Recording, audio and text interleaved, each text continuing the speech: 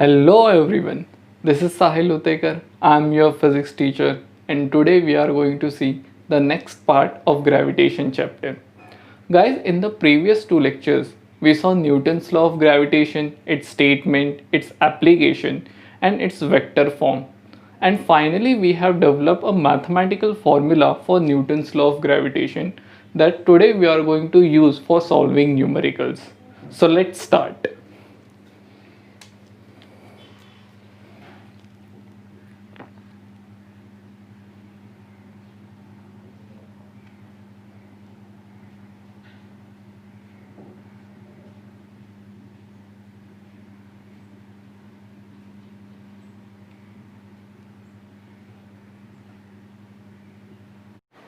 So guys, this is our first numerical. As you can see, we have given an equilateral triangle of side A and उसके जितने भी vertices है, मतलब उसके जो भी तीन वर्टाइसेस है, उन तीनों के ऊपर हमें एक पॉइंट मास रखा गया है हैविंग मास m और पूछा गया है find net gravitational force on any one point mass. मतलब ये जितने भी यहाँ पे तीन जो पॉइंट मास दिख रहे हैं ना, उसमें से कोई भी एक हमें कंसिडर करना है और उस पॉइंट मास के ऊपर जो रिजल्टेंट ग्रेविटेशनल फोर्स होगा, net gravitational force means resultant gravitational force.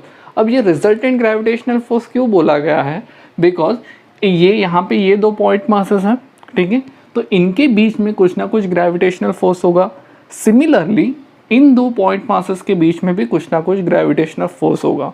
सो इन दोनों का जो भी रिजल्टेंट होगा, जो भी नेट इफेक्टिव ग्रेविटेशनल फोर्स होगा, हमें उसकी वैल्यू कैलकुलेट करने बोला है। सो क्वेश्चन समझा? आइए शुरू करते हैं। हम लोग ये पॉइंट मास m कंसिडर करते हैं और इसके ऊपर जो भी रिजल्टेंट, जो भी नेट ग्रेविटेशनल फोर्स होगा, हम लोग उसकी वैल्यू फाइंड आउट करते हैं। अब इन दो पॉइंट मासेस के बीच में जो भी ग्रेविटेशनल फोर्स होगा वो कैसे एक्ट करेगा? Along this line. And since gravitational force is always attractive in nature, अब ये पॉइंट मास इस पॉइंट मास को कैसे अपनी तरफ अट्रैक्ट करेगा? सो ये इसके ऊपर जो भी फोर्स एग्जर्ट करेगा उसका डायरेक्शन कैसा होना चाहिए? Towards this point mass. So हम लोग वो रिप्रेजेंट करते हैं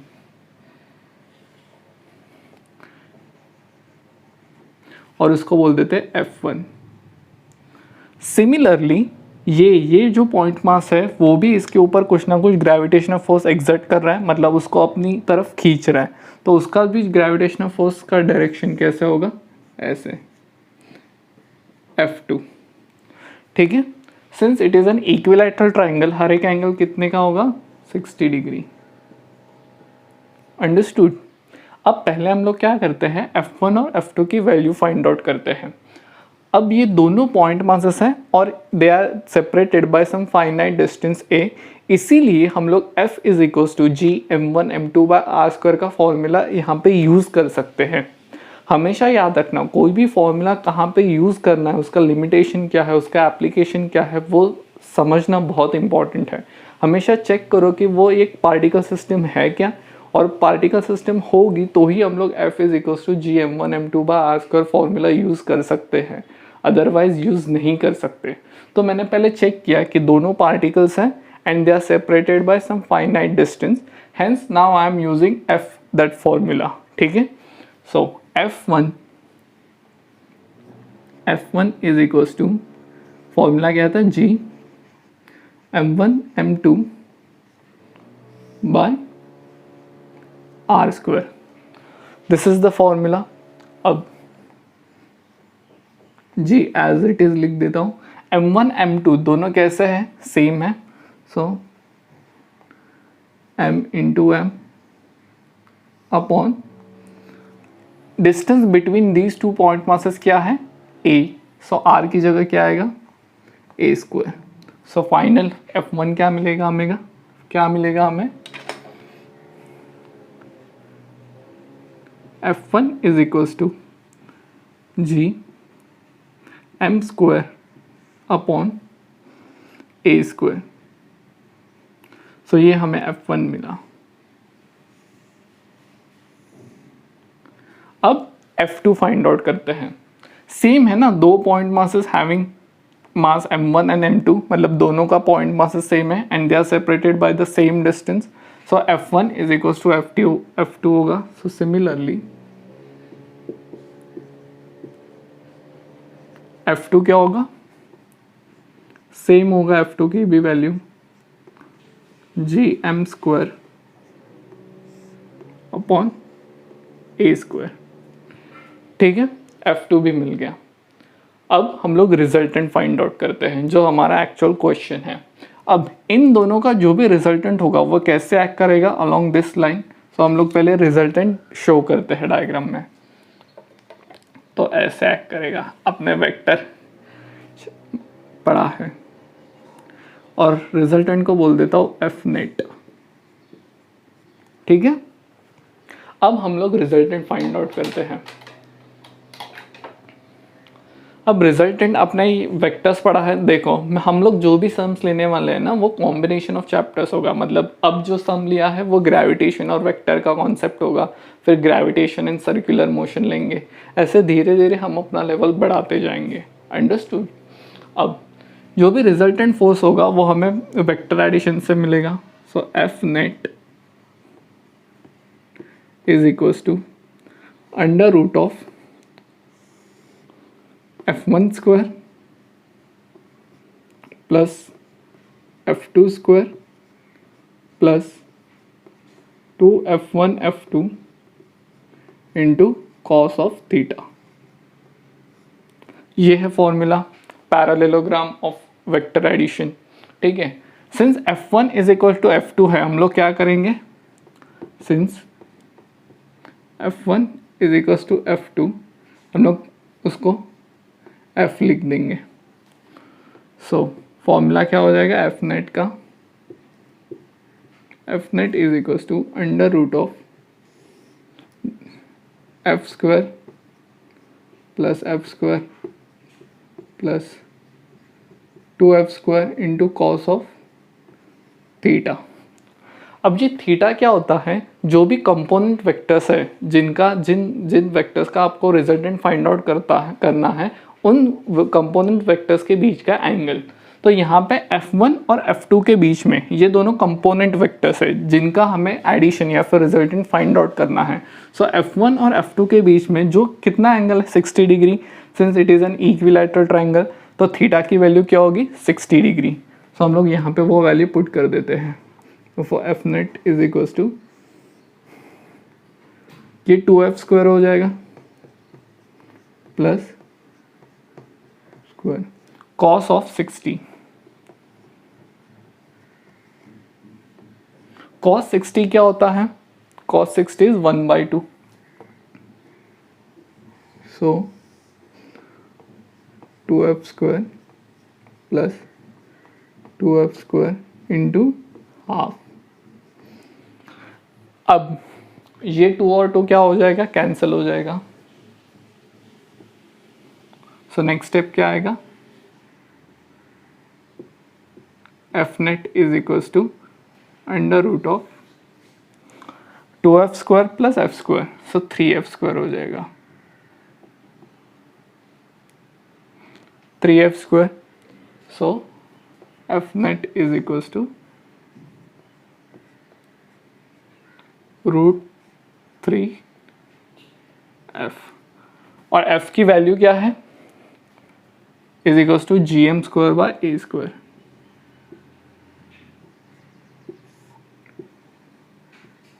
वो हम लोग यहाँ पे पुट कर देंगे फॉर एफ नेट. ये हमारा फाइनल आंसर होगा √3 times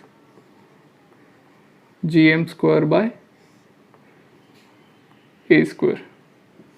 So this is our final result. Understood? In the next numerical, we have given a square of side A and 4 point masses or 4 particles having mass m are placed at the 4 vertices of this square, and we have asked find the net gravitational force on any one of the particle. ठीक है, same question है but previous question में triangle था, इस question में square दिया है. सो अब हम लोग पॉइंट मास B के ऊपर, मतलब B वर्टेक्स के ऊपर जो भी पॉइंट मास रखा होगा उसके ऊपर नेट ग्रेविटेशनल फोर्स कैलकुलेट करते हैं. अब सी और बी के बीच में जो भी पॉइंट मास रखा हुआ है, सी और बी के बीच में जो भी ग्रेविटेशनल फोर्स होगा वो कैसे एक्ट करेगा, along line B C and towards C, because gravitational force acts along the line joining the center of the two particles and it is always attractive in nature. So ऐसे act करेगा.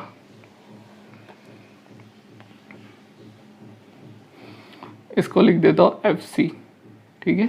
Similarly A और B के बीच में जो भी gravitational force होगा वो along AB act करेगा और उसको नाम देता हूँ FA. ठीक है, FA और FC. अब B और D के बीच में भी कुछ ना कुछ ग्रेविटेशनल फोर्स होगा, वो भी हमें रिप्रेजेंट करना पड़ेगा. सो FB और D के बीच में जो भी ग्रेविटेशनल फोर्स एक्ट होगा वो अलोंग द डायगोनल एक्ट होगा. ठीक है, तो उसको नाम देते हैं हम लोग FD. ठीक है, अब हम लोग हर एक की पहले वैल्यू फाइंड आउट करते हैं और फिर तीनों को वेक्टर एडिशन से ऐड करके देखते हैं कि रिजल्टेंट वैल्यू क्या होगी. सो FA. अब यहाँ पे देखना, FB और C के बीच में और B और A के बीच में जो भी डिस्टेंस है वो सेम है AA, और तीनों के ऊपर जो भी पॉइंट पास रखे हुए हैं उन तीनों का जो मास की वैल्यू है वो भी सेम है. तो इन दोनों के बीच में और इन दोनों के बीच में जो भी ग्रेविटेशनल फोर्स होगा उन दोनों की वैल्यू क्या होगी, इक्वल होगी. So FAB FA is equals to FC is क्या आएगा, GM² अपॉन A². फॉर्मूला क्या था, F is equals to GM1 M2, but यहाँ पे M1 और M2 दोनों की वैल्यू क्या है, M है. So M into M M² हो जाएगा अपॉन R की जगह कौन ले लेगा, A. सो GM²/A² आ जाएगा. नेक्स्ट, अब FD फाइंड आउट करते हैं.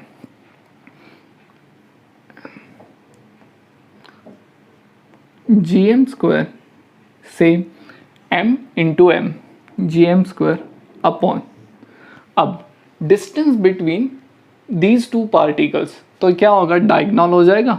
स्क्वायर का जो भी डायगोनल होगा उसकी वैल्यू इस केस में R ले लेगा. अब डायगोनल ऑफ अ स्क्वायर क्या होता है, √2 इंटू साइड. सो √2 साइड क्या है, A का स्क्वायर. सो क्या आ जाएगा, GM² अपॉन 2A². ठीक है, स्क्वायर रूट और स्क्वायर कैंसिल हो जाएगा, 2A² आ जाएगा. ठीक है, अब यहाँ पे थोड़ा ऑब्जर्व करना, GM²/A² है और यहाँ पे है GM²/2A². तो ये बार बार जब हम लोग रिजल्टेंट लिखेंगे ना तब ये बार बार लिखना बहुत इनकन्वीनियंट हो जाएगा. सो बेटर हम लोग GM²/A² को F लिख देते हैं और इसको क्या हो जाएगा, GM²/A², इतना पार्ट क्या है F, और बचा क्या 2 डिनोमिनेटर में. सो F/2 हुआ. ठीक है, अब इन तीनों का हमें रिजल्टेंट फोर्स कैलकुलेट करना है. इन तीनों का हमें नेट इफेक्टिव फोर्स या फिर रिजल्टेंट वेक्टर हमें कैलकुलेट करना है. तो पहले हम लोग क्या करेंगे, FC और FA के बीच में जो भी रिजल्टेंट फोर्स होगा वो कैसे एक्ट करेगा, अलोंग लाइन BD, मतलब अलोंग दिस डायगोनल, जिस लाइन के अलोंग FD एक्ट कर रहा है. फिर उन दोनों में हम लोग रिजल्टेंट फाइंड आउट करेंगे. प्रोसीजर समझ में आ रहा है. देखो वापस, FA और FC के बीच में एक्चुअली हमें इन तीनों का रिजल्टेंट फाइंड आउट करना है, बट हम लोग क्या करेंगे, पहले FA और FC के बीच में हम लोग रिजल्टेंट फाइंड आउट करेंगे और वो जो भी रिजल्टेंट होगा वो कैसे एक्ट करेगा, अलोंग दिस डायगोनल BD या फिर along the line along this diagonal BD act करेगा. ठीक है, तो हम लोग वो पहले फाइंड आउट करते हैं. Fnet1 is equals to under root of F² plus F² plus 2F into F. So F² हो जाएगा एंड cos ऑफ थीटा. सो यहाँ पे थीटा क्या है, 90 डिग्री. सो cos 90. अब cos 90 कितना होता है 0, सो क्या मिलेगा अंडर रूट ऑफ, ये तो चला गया 2f², सो √2f आ जाएगा। f नेट 1, f नेट 1 है क्या एक्चुअली fa और fc का जो भी रिजल्टेंट है उसकी वैल्यू क्या है √2f, और वो भी कैसे एक्ट करेगा अलोंग द लाइन bd, ठीक है। अब वो हम लोग रिप्रेजेंट करते हैं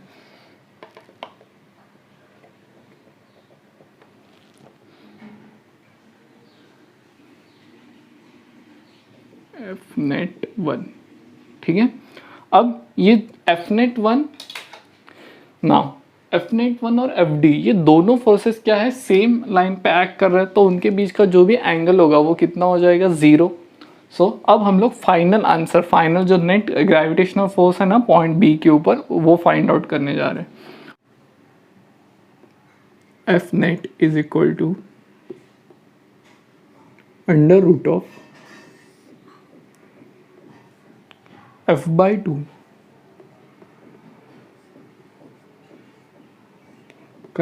f/2² plus √2f² plus 2 into f/2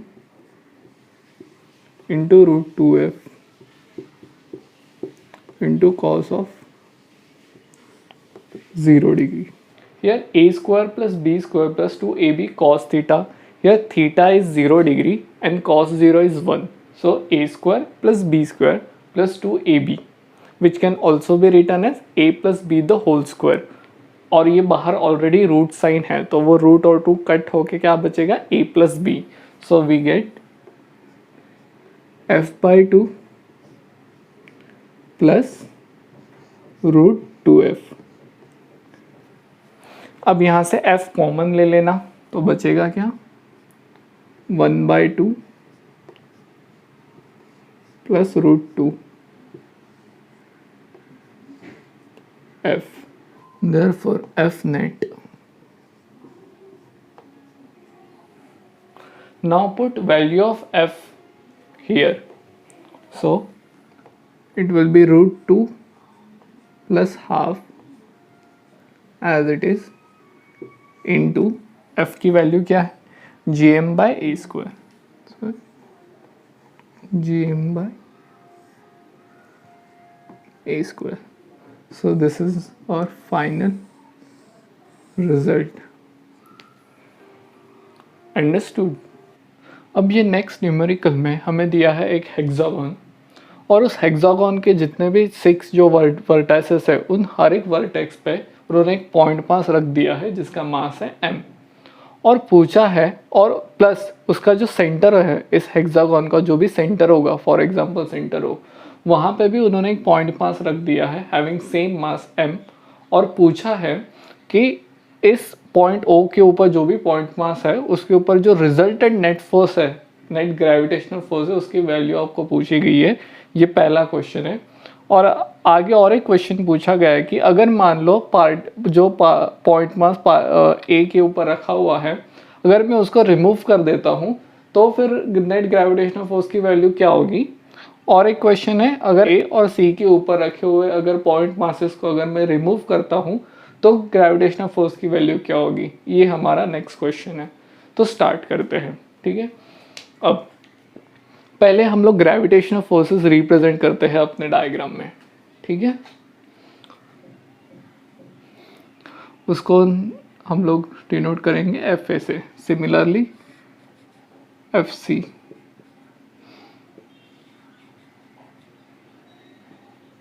F D, F E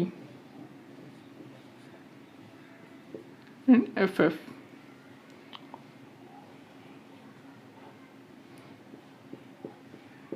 F P, ठीक है। Now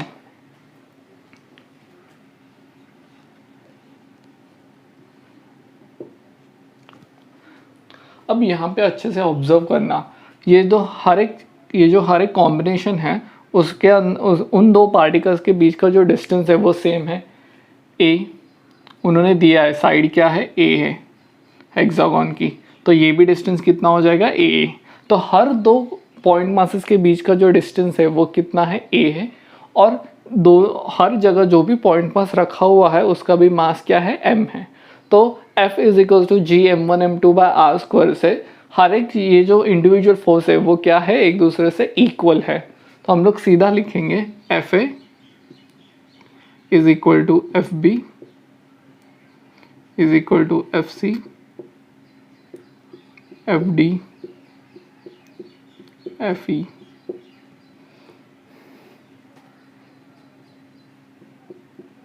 Ff is equal to gm square upon A square. अब हम लोग उसको f मानते हैं, ठीक है। अब इस डायग्राम को वापस ऑब्जर्व करना। एफ ए जो फोर्स है वो इस डायरेक्शन में है, उसके एग्जैक्टली अपोजिट डायरेक्शन में एफ डी फोर्स है, और ये दोनों कैसे है, equal in magnitude but opposite in direction. तो वो एक दूसरे को क्या करेंगे, कैंसल आउट कर देंगे, ठीक है। अब नेक्स्ट पेयर देखना, एफ बी डाउनवर्ड डायरेक्शन में है ये, उसके एग्जैक्टली अपोजिट कौन सा फोर्स है, एफ ई, और ये भी दोनों कैसे equal in magnitude but opposite in direction, तो ये भी एक दूसरे को कैंसिल कर देंगे। सिमिलरली एफ एफ और एफ सी बी, तो रिजल्टेंट फोर्स क्या बचा, 0। तो फर्स्ट केस में जो भी रिजल्टेंट फोर्स है उसकी वैल्यू क्या है, F net is 0 first case के लिए,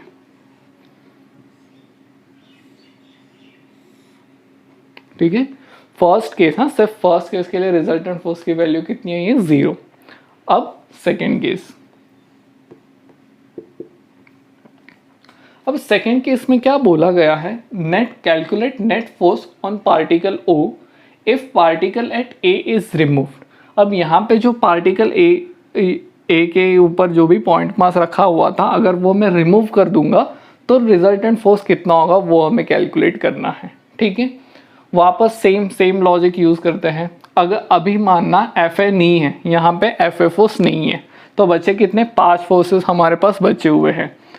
बट एफ एफ और एफ सी ये दोनों कैसे है, equal in magnitude but opposite in direction, तो ये एक दूसरे को कैंसिल कर देंगे। सिमिलरली एफ ई और एफ बी भी एक दूसरे को क्या कर देंगे, कैंसिल कर देंगे। तो बचा कौन सा फोर्स, सिर्फ एफ डी, और वही अपना क्या होगा, रिजल्टेंट फोर्स होगा। तो सेकेंड केस के लिए resultant force is F D which is equal to G M square by A square, ठीक है। अब थर्ड केस देखते हैं।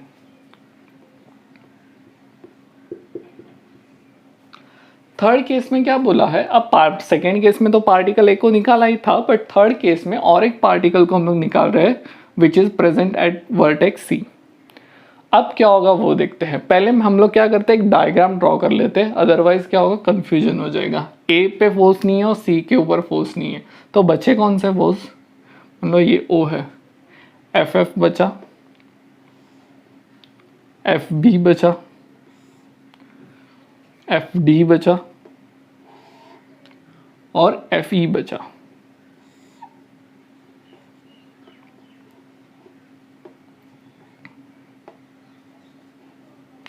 सो ये है एफ डी, ये है एफ ई, ये है एफ एफ और ये है एफ बी।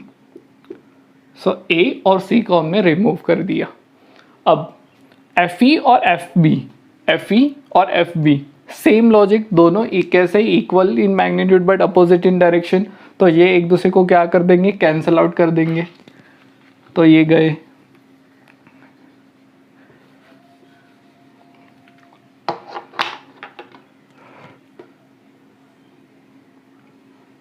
अब बचे ये दो फोर्स एफ एफ और एफ डी। अब हमें इन दो फोर्सेस का रिजल्टेंट फाइंड आउट करना है। सिंपल है, रिजल्टेंट कौन से डायरेक्शन में होगा, ये वाले डायरेक्शन में। यहाँ पे देखो एफ एफ और एफ डी ये वाले डायरेक्शन में रिजल्टेंट होगा, उसको नाम देते हैं F net. F net is equal to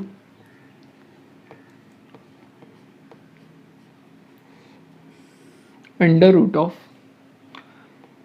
अब ये दोनों एफ एफ और एफ डी कैसे इक्वल टू एफ है, तो हम लोग लिख देते हैं एफ स्क्वायर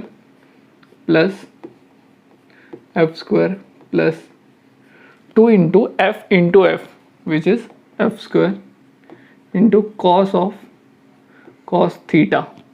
अब इस थीटा की वैल्यू क्या है वो देखते हैं। अब ये हेक्सागोन है तो 360 डिवाइडेड बाय हम लोग क्या कर देंगे 6 कर देंगे, तो ये हर एक एंगल कितना आएगा 360 डिवाइड बाय 6 करोगे तो 60 डिग्री आ जाएगा। तो एफ डी यहाँ पे देखो एफ डी एफ एफ और एफ डी के बीच में, एफ एफ और एफ डी के बीच में कितने ये है, ये एक 60 प्लस ये एक 60 कितना हो जाएगा टोटल 120 डिग्री। एक बार वापस ये एंगल हम लोग कैसे फाइंड आउट कर रहे हो, ये एक हेक्सागोन है ठीक है, और तो 360 डिवाइड बाय जब आप 6 करोगे ना तो आपको 60 डिग्री मिलेगा। मतलब ये हर एक एंगल है ना, ये हर एक एंगल कितने डिग्री का है 60 डिग्री का। तो एफ डी और एफ एफ के बीच में कितने ऐसे दो है 60 प्लस 60 कितना हो जाएगा 120 degree. So theta is 120 degree. So F square plus 2f square cos of 120 degree.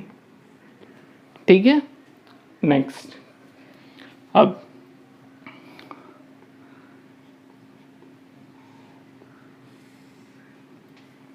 F square plus F square क्या हो जाएगा 2f square plus 2f square.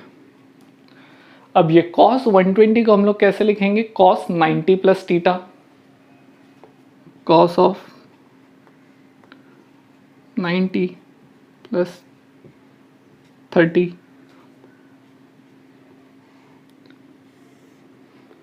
सो 2f square plus cos 90 plus means second quadrant, और second quadrant में cos क्या होता है negative रहता है। So will be minus sin 30 is half. So ये क्या हो जाएगा, अब ये 2 और ये 2 क्या हो जाएगा कैंसिल। सो बचा क्या 2f square minus F square, so only F square. So therefore net resultant force क्या होगा gm square by a square.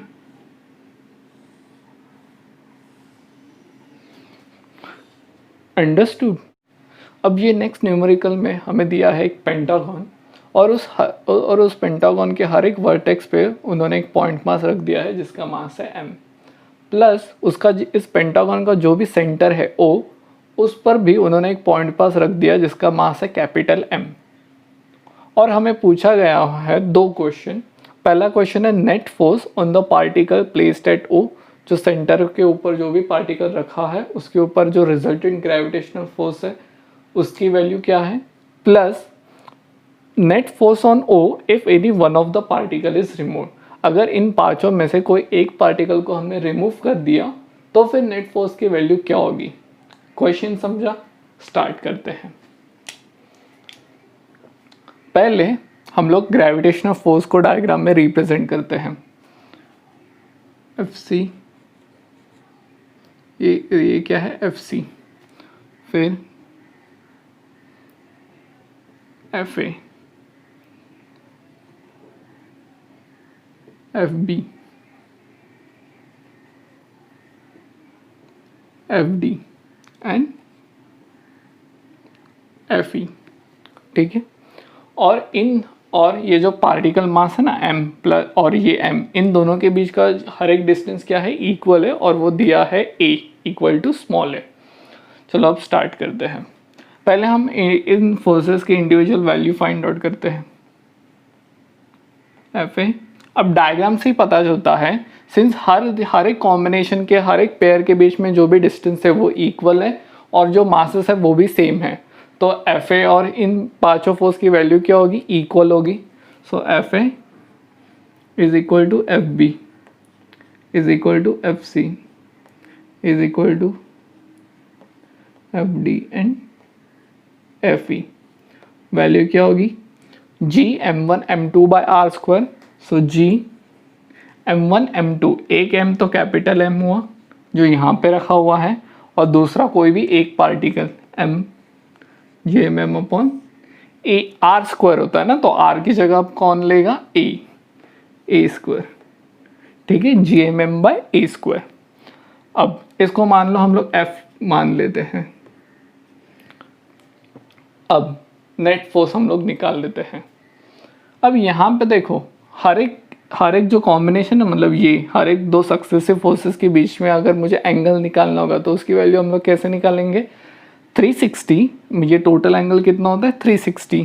So 360 divide by कितने पेंटागन है, तो किससे हम लोग डिवाइड करेंगे, 5 से डिवाइड करेंगे। सो 360 डिवाइड बाय 5 करोगे तो वैल्यू क्या मिलेगी, 360 डिवाइड बाय 5 72 डिग्री वैल्यू मिल जाएगी। तो हर दो सक्सेसिव फोर्सेस के बीच में एंगल कितना कंसिडर करना है, 72 डिग्री। अब ये जो न्यूमेरिकल है ना, उस न्यूमेरिकल को हम लोग polygon law of vector addition से हमें सॉल्व करना है। जो कंपोनेंट वेक्टर्स है ना, उससे हम लोग एक पॉलीगॉन ड्रॉ करेंगे और फिर देखेंगे क्या होता है। तो मान लो मैं यहाँ पे एफ ए से स्टार्ट करते हैं, ठीक है, एफ ए। सो एफ ए कुछ एक स्केल के साथ एफ ए कंसिडर किया। उसके बाद 72 डिग्री पे, यहाँ से आपको 72 डिग्री एंगल मेजर करना है, एफ बी, फिर वापस 72 डिग्री पे एफ सी, एफ डी और एफ ई।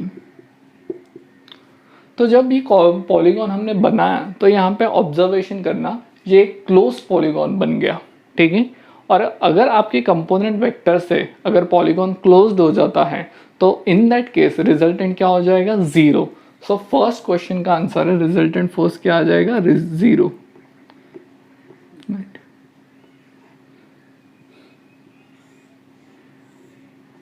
Resultant force 0। एक रेगुलर पॉलीगॉन है और हर जगह जो पॉइंट मासेस थे वो इक्वल थे, इसकी वजह से रिजल्टेंट फोर्स की वैल्यू क्या आ जाएगी, 0। अब सेकेंड केस देखते हैं। Net force on O if any one of the particle is remove. अब इन पांचों में से किसी एक फोर्स को हमें क्या करना है, रिमूव करना है। तो अज्यूम करना हम लोग जो पार्टिकल E है ना, उसको हम लोग रिमूव कर देते हैं। सो एफ ई क्या होगा, गायब हो जाएगा। F A, F B, F C, F D. अब लोग एफ ए को रिप्रेजेंट नहीं करेंगे। यहाँ पे ये जो रिमेनिंग साइड है ना, वहाँ पे हम लोग रिजल्टेंट ड्रॉ करेंगे। क्या करेंगे, पहला जो वेक्टर है उसके टेल से जो लास्ट वेक्टर है उसके हेड तक, ये बना अपना रिजल्टेंट फोर्स। ये रिप्रेजेंट कर रहा है आपका रिजल्टेंट फोर्स। अभी जब हम ये किसकी जगह रिप्लेस किया हम लोग ने, एफ ई की जगह ना, यहाँ पे एफ ई था, उसको हमने किससे रिप्लेस किया, एफ नेट से। तो एफ नेट जो भी रिजल्टेंट फोर्स की वैल्यू है वो क्या होगी, equal to F E. So यहाँ पे एफ नेट की वैल्यू क्या आ जाएगी, F net is equal to F E which is equal to G M M upon A square.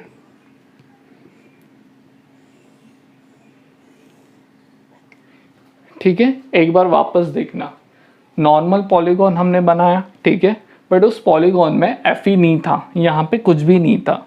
तो हम लोग क्या करेंगे, polygon law of vector addition use कर रहे हैं। यहाँ पे component vector F A, F B, F C, F D. अब जो भी रिजल्टेंट होगा ना, वो रिजल्टेंट हम लोग कैसे ड्रॉ करते हैं, जो फर्स्ट वेक्टर है, फर्स्ट वेक्टर कौन सा था, एफ ए था, उसके टेल से, ये रहा उसका टेल पॉइंट, उसके टेल से जो लास्ट वेक्टर है उसका जो हेड होगा वहाँ तक हम लोग एक वेक्टर ड्रॉ करेंगे, और वही बना हमारा रिजल्टेंट वेक्टर या फिर रिजल्टेंट फोर्स। तो ये रहा अपना, हमने एफ ए जो फर्स्ट वेक्टर था एफ ए के टेल से जो लास्ट वेक्टर है उसके हेड तक हमने एक वेक्टर ड्रॉ किया और वही है हमारा रिजल्टेंट फोर्स। अब ये रिजल्टेंट फोर्स ने किसको रिप्लेस किया है? एफ ई को रिप्लेस किया ना।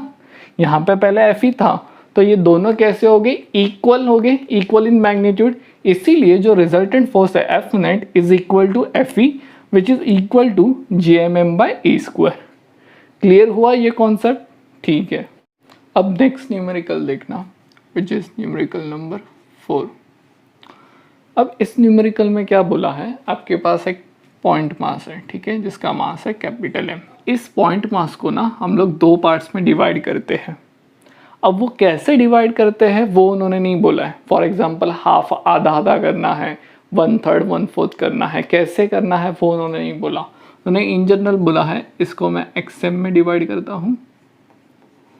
मान लो एक्स की वैल्यू हाफ होगी तो आधे आधे हिस्से में डिवाइड किया और बचा ऑब्वियसली क्या होगा 1 - x इंटू एम।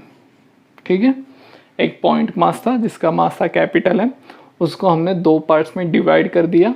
उन्होंने क्वेश्चन पूछा है कि इन दोनों के बीच में जो दो अलग पार्ट्स किए हुए हैं उनके बीच में ग्रेविटेशनल फोर्स मैक्सिमम होने के लिए इन दो पार्ट्स को हमें कैसे डिवाइड करना है, आधे आधे में डिवाइड करना है कि कैसे, मतलब इन शॉर्ट उन्होंने x की वैल्यू पूछी है। क्वेश्चन समझा? स्टार्ट करते हैं। अब देखो इन दो पार्ट्स के बीच में जो भी ग्रेविटेशनल फोर्स होगा वो कैसे होगा? Proportional to product of this masses। So F gravitational force is proportional to product, so x into m into 1 - xm। ठीक है, product of these two masses। उन्होंने इन दो मतलब दो पार्टिकल्स के बीच में, दो पार्ट्स के बीच का सेपरेशन को उन्होंने कांस्टेंट बोला है। फॉर अ गिवन सेपरेशन बोल दिया, मतलब अगर वो सेपरेशन कांस्टेंट रखा तो ग्रेविटेशनल फोर्स की वैल्यू मैक्सिमम होने के लिए x की वैल्यू क्या होगी। तो इसलिए हमने is inversely proportional to the square of the distance वो सब कंसिडर नहीं किया, बिकॉज वो डिस्टेंस को उन्होंने क्वेश्चन में कांस्टेंट अज्यूम किया है। So f is directly proportional to xm square minus x square m square ना, xm स्क्वायर टू 1। अब for gravitational force to be maximum अपने एप्लीकेशन ऑफ डेरिवेटिव्स पढ़ा है। कंडीशन क्या होती है यहाँ पे लिख देता हूँ।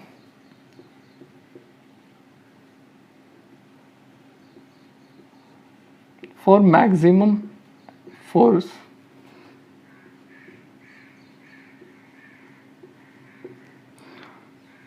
df बाई dx, x के साथ डिफरेंशिएट करें ना, df by dx should be equal to 0। इसको डिफरेंशिएट करना क्या होगा, d by D X as it is रखता हूँ, हम लोग नेक्स्ट स्टेप में डिफरेंशिएट कर देंगे। क्या आएगा, X M square minus X square M square is equal to 0।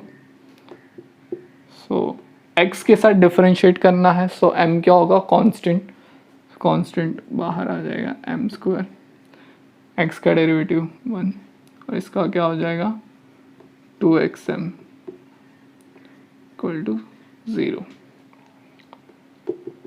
अब m स्क्वायर को कॉमन ले लेते हैं, क्या बचा 1 minus 2x is equal to 0. So 1 minus 2x is equal to 0. So x is equals to half. So x की value क्या आई, half. मतलब ये जो पार्टिकल मास था m, मेन पार्टिकल मास m, उसको हमें कैसे डिवाइड करना है, आधे आधे पार्ट में 50-50% हमें डिवाइड करना है, तभी जाके जो भी इन दोनों के बीच में जो भी ग्रेविटेशनल फोर्स होगा उसकी वैल्यू मैक्सिमम होगी। अभी नेक्स्ट न्यूमेरिकल में हमें बोला गया है कि टू पार्टिकल्स ऑफ इक्वल मास, दो पार्टिकल दिए हैं, दोनों का मास क्या है, इक्वल, मान लो m, ठीक है, are moving in a circle of radius r, एक सर्कल दिया है उसका रेडियस है r, under their mutual gravitational attraction. मतलब एक सर्कल है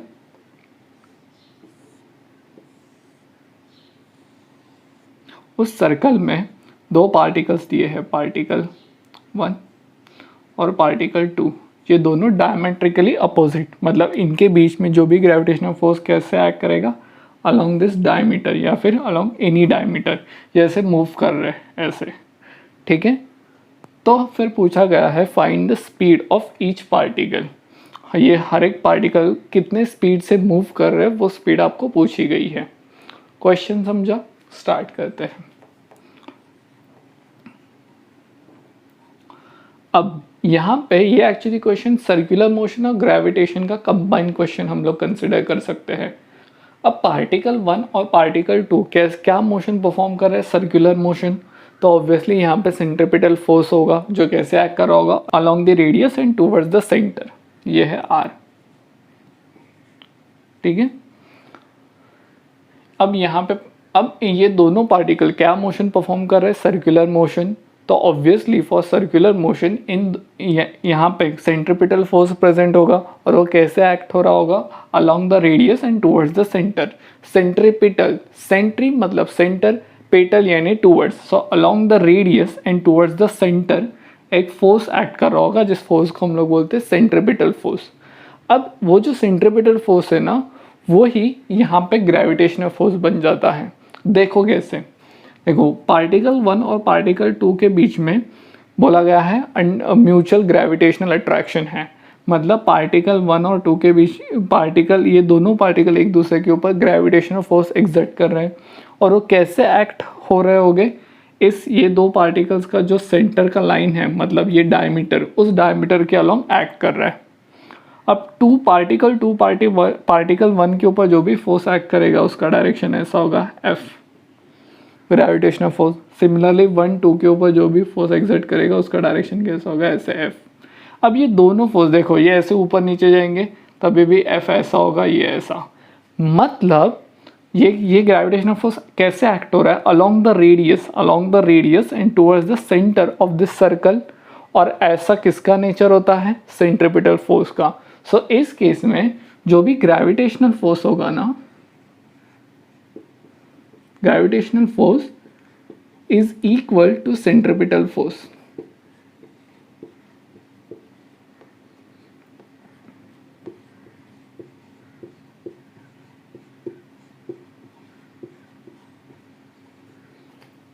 centripetal force, so gravitational force क्या होगा, G, दोनों पार्टिकल का मास सेम बोला है, सो gm² अपॉन r², बट अब दो पार्टिकल्स के बीच का डिस्टेंस क्या है, r प्लस r, मतलब डायमीटर है ना, सो 2r हो जाएगा, so 2r² is equal to, centripetal force का फॉर्मूला क्या होता है, mv²/r, so mv speed by r radius होता है।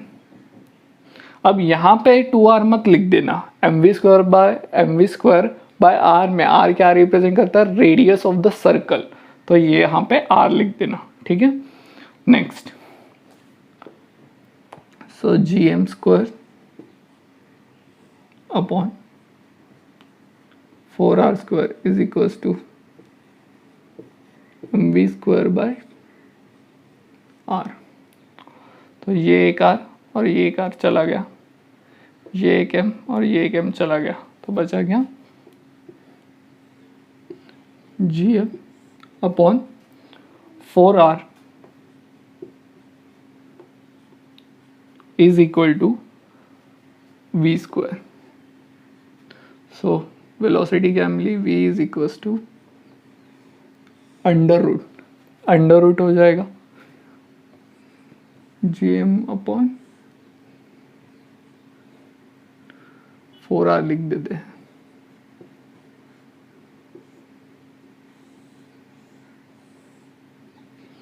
Clear, v is equal to under root of gm upon 4r। अब इस फाइनल रिजल्ट को ऑब्जर्व करना, g universal gravitational constant, m mass of the particle, दोनों के लिए दोनों पार्टिकल का मास सेम है, r radius of the circle, जिस सर्कल में ये दो पार्टिकल्स सर्कुलर मोशन परफॉर्म कर रहे थे, मतलब v जो है वो दोनों पार्टिकल्स के लिए क्या होगा, सेम होगा, इक्वल होगा। क्लियर हुआ ये कॉन्सेप्ट? ठीक है, नेक्स्ट न्यूमेरिकल। अब नेक्स्ट न्यूमेरिकल में हमें दिया है एक रॉड, एक यूनिफॉर्म रॉड दिया है जिसका लेंथ है L और मास है कैपिटल M, और एक दूसरा पॉइंट मास दिया है, पार्टिकल दिया है जिसका मास है M, और इन दोनों के बीच का डिस्टेंस दिया हुआ है A, और पूछा है calculate the gravitational force between rod and this point मास। अब इस क्वेश्चन में ट्विस्ट ये है कि ये तो एक पॉइंट मास है यानी पार्टिकल सिस्टम है, बट ये एक रॉड, ये एक एक्सटेंडेड बॉडी है। तो इस न्यूमेरिकल में जो हम लोग ग्रेविटेशनल फोर्स का F वाला फॉर्मूला जो यूज़ कर रहे थे, इस न्यूमेरिकल में हम लोग वो यूज़ नहीं कर सकते एज इट इज़। इस न्यूमेरिकल में हमें इंटीग्रेशन करना पड़ेगा। अब इंटीग्रेशन करने से पहले हम इस रॉड का एक डिफरेंशियल एलिमेंट कंसिडर कर रहे हैं। एक डिफरेंशियल एलिमेंट, ये रहा वो एलिमेंट, ठीक है, जिसका मास है डिफरेंशियल मास dm और जिसकी लेंथ है dx।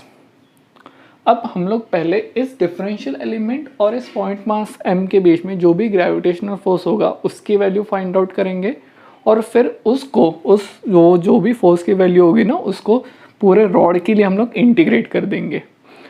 प्रोसीजर समझो क्या होने वाला है, स्टार्ट करते हैं। So gravitational force F is equals to differential force लिख देते हैं dF g dm into m upon, इसका मान लो ये जो डिस्टेंस है वो x कंसिडर करना, x पे है, सो x स्क्वायर, ठीक है, gm1 m2 bye r square. अब इस डिफरेंशियल मास एलिमेंट की मुझे वैल्यू पुट करनी पड़ेगी। अब वो हम लोग कैसे निकालेंगे? देखो, इस पूरे रॉड का मास है m। अब मैं क्या करता हूँ, मास पर यूनिट लेंथ की वैल्यू फाइंड आउट करता हूँ। मास पर यूनिट लेंथ की वैल्यू क्या होगी, m बाय l। ये हुआ मास पर यूनिट लेंथ। मास पर यूनिट लेंथ का मतलब हुआ कि हर एक, अगर मान लो इस रॉड का लेंथ होगा 5 मीटर, ठीक है, 5 मीटर्स, और इसका मास होगा मान लो 5 kg, तो मास पर यूनिट लेंथ होगा 5/5 1 kg पर मीटर। मतलब हर एक यूनिट डिस्टेंस में, हर एक यूनिट लेंथ में कितना मास प्रेजेंट है उसको बोला जाता है मास पर यूनिट लेंथ। क्लियर हुआ? ठीक है। अब इस डिफरेंशियल मास एलिमेंट की वैल्यू क्या होगी, मास पर यूनिट लेंथ क्या है L इनटू, जब मैं इसकी लेंथ से मल्टीप्लाई कर दूंगा dx तो मुझे मास की वैल्यू मिल जाएगी।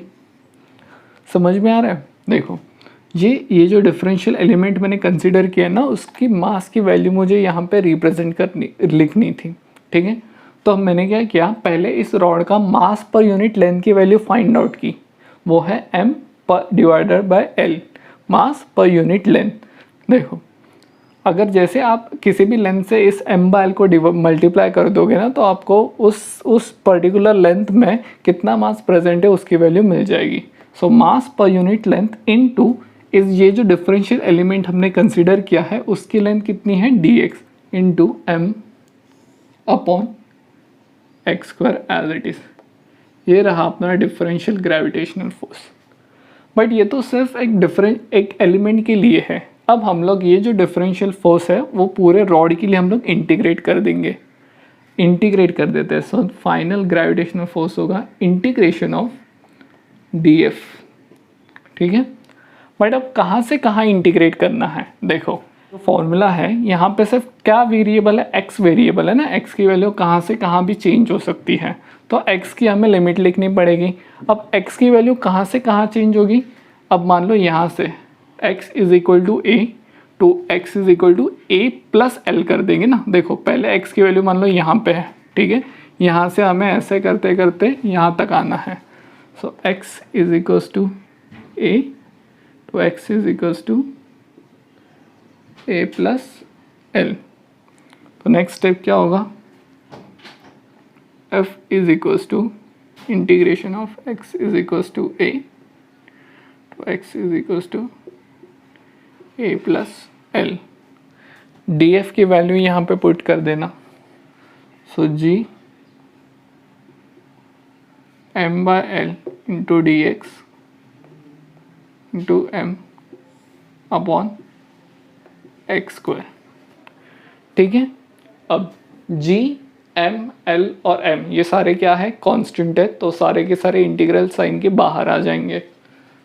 Therefore F is equal to G M M upon L integration of x is equals to a to x is equals to a plus L D X upon X square.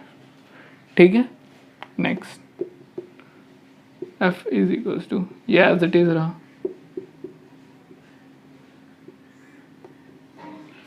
अब 1/x² का integration क्या होता है, -1/x, सो हम लोग लिख देते हैं -1/x और ये limit a to a plus L. अब ये जो माइनस साइन है वो हम लोग बाहर लेंगे और upper limit minus lower limit put कर देंगे।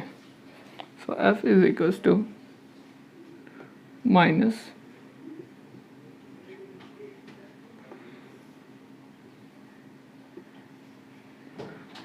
One upon a plus n minus 1/a।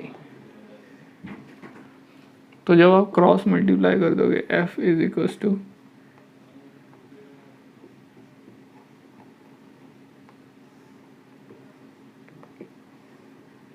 Cross multiply कर देना a माइनस एल हो जाएगा वो upon a into a plus L.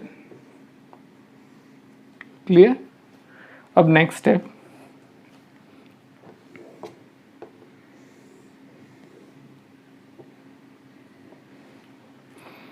So f is equals to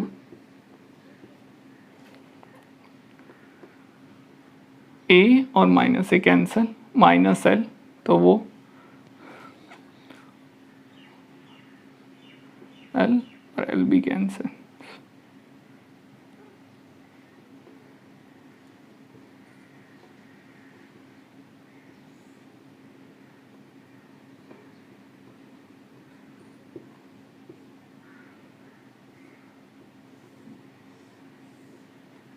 so this is the final result. अब next question हमें दिया है, the centripetal force acting on a satellite orbiting around the earth and the gravitational force on the satellite both equal to F, then the net force on the satellite is। और चार option हमें दिए गए हैं। एक satellite है जो अर्थ के अराउंड क्या कर रहा है, रिवॉल्व कर रहा है।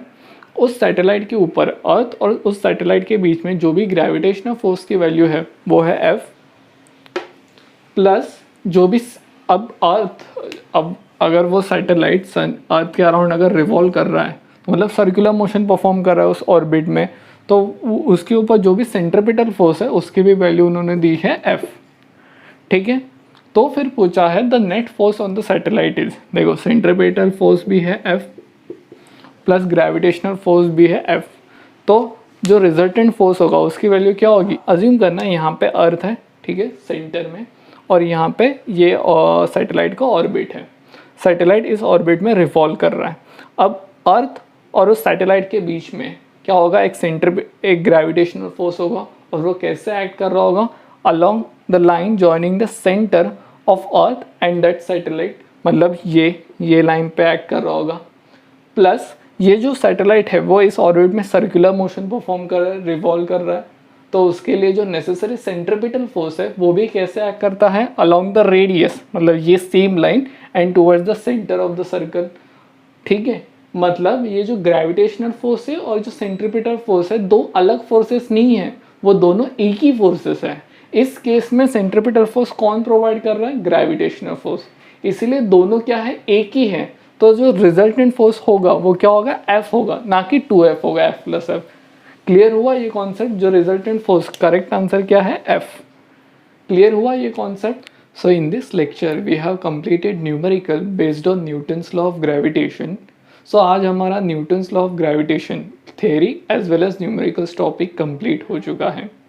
In the next lecture, we will see acceleration due to gravity and its variation with respect to 4 parameters. First we will do theory and then numericals. हमारा यही पैटर्न होगा, पहले हम लोग थियरी करेंगे देन न्यूमेरिकल्स.